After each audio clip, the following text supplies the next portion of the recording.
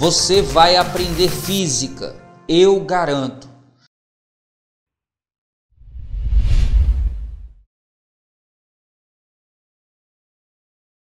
Um barco pode viajar a uma velocidade de 11 km por hora em um lago em que a água está parada. Em um rio, o barco pode manter a mesma velocidade com relação à água. Se esse barco viaja no rio São Francisco, cuja velocidade da água em relação à margem assume-se 0,83 metros por segundo, qual é sua velocidade aproximada em relação a uma árvore plantada na beira do rio quando seu movimento é no sentido da correnteza e contra a correnteza, respectivamente? Fera, uma questão tranquila que dá a velocidade do barco em relação à água e a velocidade da água em relação à margem, e pede a velocidade do barco em relação à margem, quando ele fala de uma árvore fixa na margem do rio. Então ele quer a velocidade do barco em relação à margem, em duas situações, descendo o rio e subindo o rio.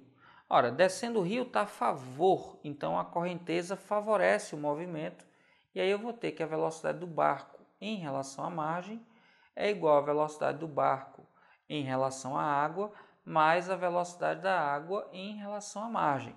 Subindo o rio, ele vai contra a correnteza, então a correnteza atrapalha o movimento.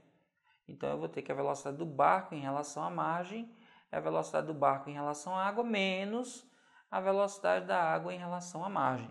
O único cuidado aqui é que ele deu a velocidade em metros por segundo para a água em relação à margem e deu do barco em relação à água em quilômetros por hora.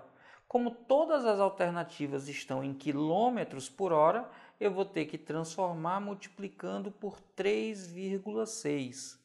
E aí, quando eu faço essa conta, eu encontro um valor muito próximo a 3 km por hora. Substituindo aqui, a velocidade do barco em relação à água é de 11 km por hora, da água em relação à margem é 3 km por hora, então descendo o rio em relação à margem o barco desenvolve 14 km por hora. Descendo, quando eu substituo o barco em relação à água é 11, menos água em relação à margem que é 3, 11 menos 3 dá 8 km por hora.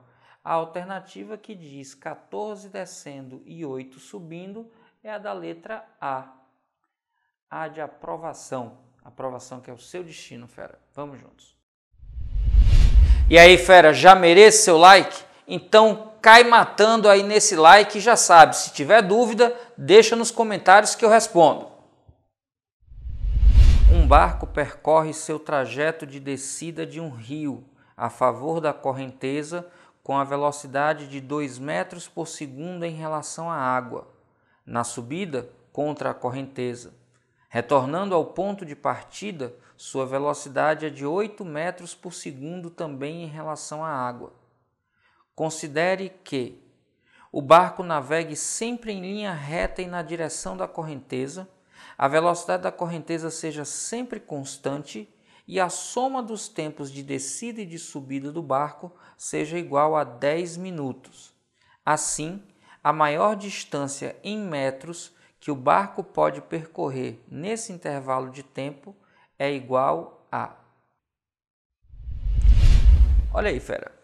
Essa é uma daquelas questões de prova da UERJ em que física e matemática são trabalhadas no mesmo item. Presta atenção porque essa é uma questão de movimento composto, movimento de barco no rio. Só que também fala sobre comportamento de função quadrática, cálculo de máximos e mínimos, tanto que ele quer saber qual a distância máxima dentro de uma determinada configuração. E aí, como são muitas informações, eu já deixei anotado aqui. D é a distância que ele quer saber máxima. ΔT1 eu chamei o tempo gasto pelo barco descendo o rio. Ele desce o rio com a velocidade em relação à água. Eu botei aqui a margem, mas na verdade é a velocidade do barco em relação à água, de 2 metros por segundo. Já o tempo subindo eu chamei de ΔT2 e a velocidade do barco em relação à água nessa situação é 8 metros por segundo. Lembrando, quando sobe a velocidade do barco em relação à margem, é dada pela, se está subindo, eu tenho que ele está contra a correnteza. Então, é a velocidade do barco em relação à água menos a velocidade da água em relação à margem. Nesse caso, quando eu estou subindo, eu vou fazer o percurso D subindo no intervalo ΔT2. Já quando eu estou descendo, a velocidade do barco em relação à margem é a velocidade do barco em relação à água, mais, porque o movimento é favorável à correnteza, a velocidade da água em relação à margem. Nesse caso, ele vai percorrer a distância D, descendo no intervalo ΔT1. Bom, a gente sabe quanto é a velocidade quando ele está subindo, 8, aqui é quando ele está subindo, e a gente sabe quanto é a velocidade do barco em relação à água quando ele está descendo. Então, bora substituir e olhar de novo para essa expressão. A gente fica com 8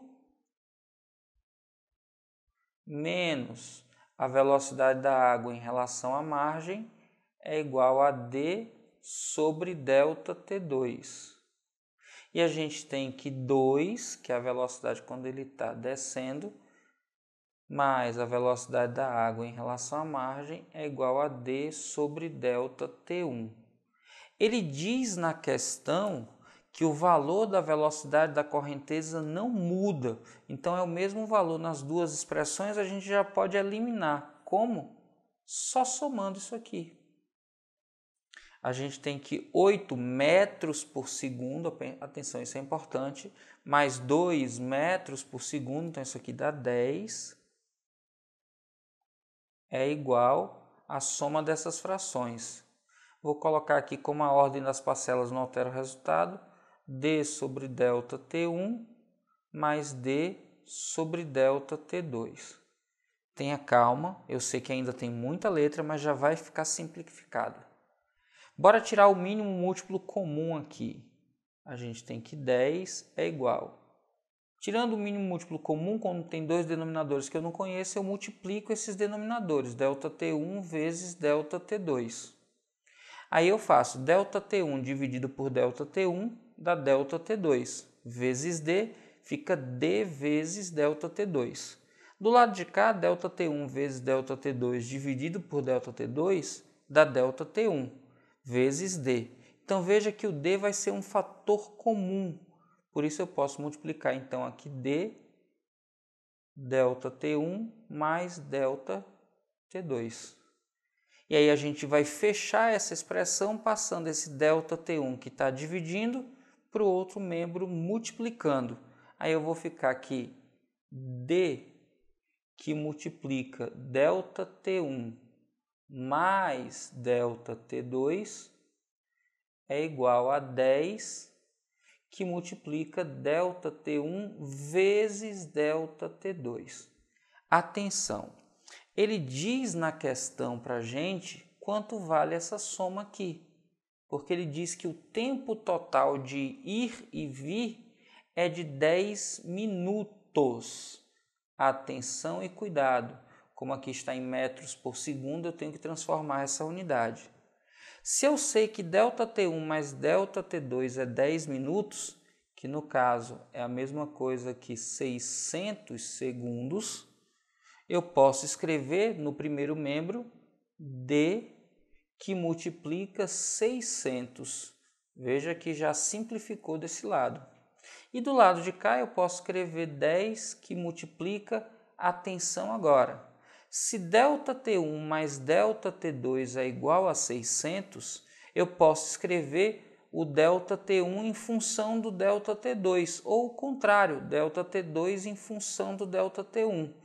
Eu posso escrever então aqui ΔT1 que multiplica, como eu sei que ΔT1 mais ΔT2 é 600, ΔT2 é 600 menos ΔT1.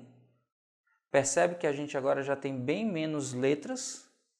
Ora, a gente pode simplificar de um lado e do outro.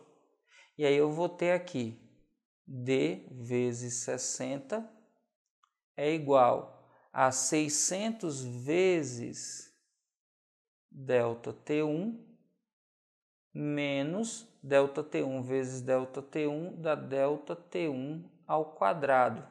Como aqui tem 60, eu posso passar esse 60 dividindo, 600 dividido por 60 dá 10, então eu tenho aqui ΔT1 menos o 60 quando passa dividindo, aqui fica 1 sobre 60 vezes ΔT1 ao quadrado.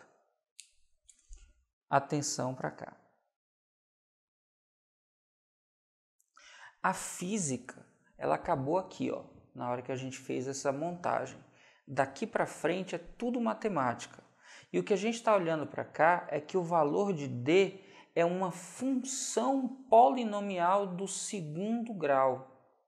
Então eu posso calcular o valor máximo de D, e aí é bom dar uma lembrada em matemática, fazendo menos delta sobre 4 vezes A. Ora, vou fazer aqui no cantinho, para ficar tudo nessa mesma página, vai ficar um pouquinho apertado, mas deixa eu colocar um traço aqui separando.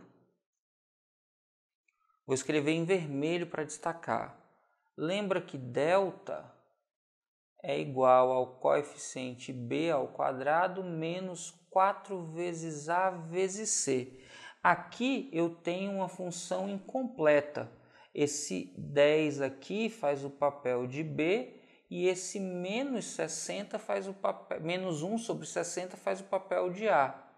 Como c é igual a zero, se c é igual a zero, delta vai ser o próprio b ao quadrado. Então, quando eu substituir aqui, ó, o valor de delta vai ser 10 ao quadrado. E quem é o valor de A? Menos 1 sobre 60. Como eu tenho 4 vezes A, eu tenho 4 vezes menos 1 sobre 60. 4 vezes menos 1 sobre 60. Aqui é menos delta, então esse 100 fica negativo. Eu vou ter então 100 negativo sobre 4 dividido por 60. Eu posso simplificar os dois e ficar com 1 em cima e 15 embaixo. Menos dividido por menos é mais. Divisão de frações, repete a primeira e multiplica pelo inverso da segunda.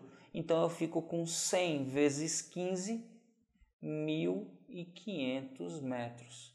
Esse é o valor máximo de D, já que D é uma função de ΔT. Dependendo do valor de ΔT, eu mudo o valor de D. Desde que eu perceba que essa relação é quadrática, eu posso então encontrar um valor máximo que é 1.500, cuja alternativa é a letra B, B de boazinha, questão interessante. Mas atenção, insisto, a física acabou aqui. Daqui para frente é tudo matemática.